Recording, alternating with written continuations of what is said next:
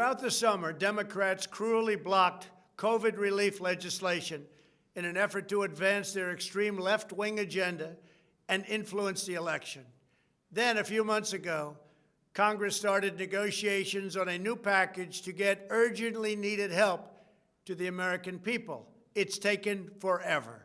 However, the bill they are now planning to send back to my desk is much different than anticipated. It really is a disgrace. For example, among the more than 5,000 pages in this bill, which nobody in Congress has read because of its length and complexity, it's called the COVID Relief Bill, but it has almost nothing to do with COVID.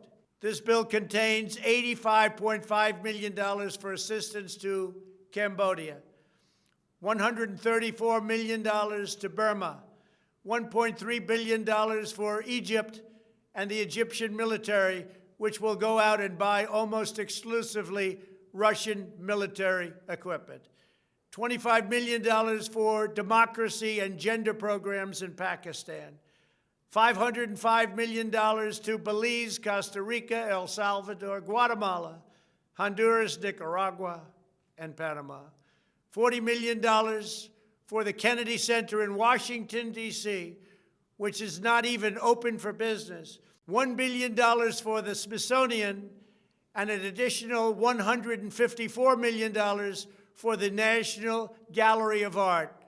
Likewise, these facilities are essentially not open.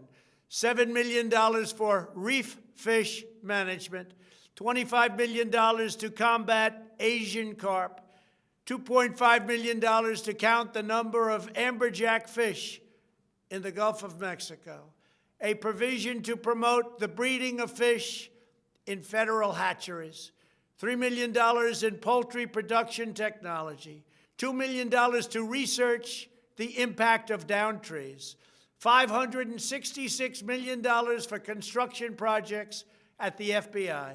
The bill also allows stimulus checks for the family members of illegal aliens, allowing them to get up to $1,800 each.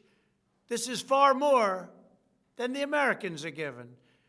Despite all of this wasteful spending and much more, the $900 billion package provides hardworking taxpayers with only $600 each in relief payments. And not enough money is given to small businesses, and in particular restaurants, whose owners have suffered so grievously.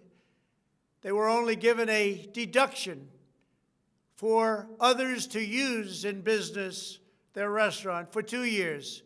This 2-year period must be withdrawn, which will allow the owners to obtain financing and get their restaurants back in condition. Congress can terminate it at a much later date, but 2 years is not acceptable. It's not enough.